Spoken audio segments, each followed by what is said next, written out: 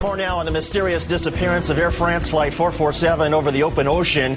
And here's what we know right now. The flight with 228 people departed Rio de Janeiro, Brazil at approximately 6:03 p.m. Eastern Time.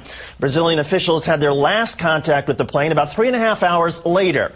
At 10 p.m., the Airbus 330 apparently experienced strong turbulence, and about 15 minutes after that, an automatic signal notified ground crews of electrical issues. The plane never arrived at Charles de Gaulle Airport this morning. NBC's Tom Costello is live in Washington, D.C. And Tom, an Air France official says it's possible the plane was struck by lightning.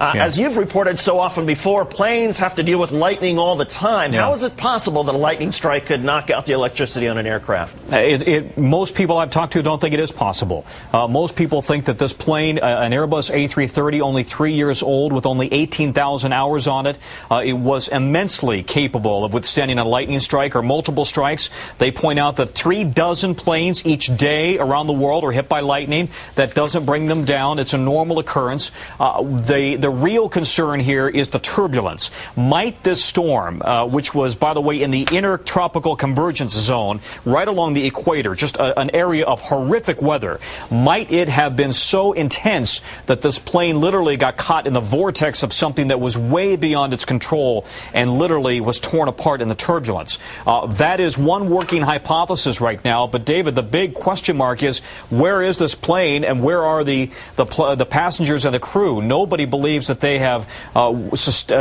survived this, but this plane has gone down apparently in the Atlantic Ocean, and because there are vast stretches of the Atlantic Ocean without radar coverage, we don't know where this plane is, and that's why you have military crews searching off both the African coast and also the South American coast.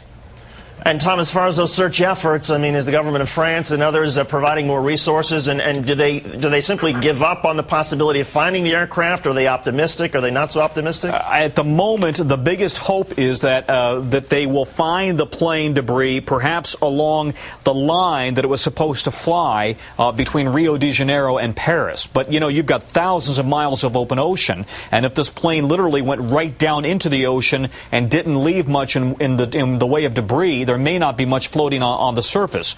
They are also holding out hope that maybe the cockpit voice or the flight data recorders will have the pinging sound, alerting the searchers where they are.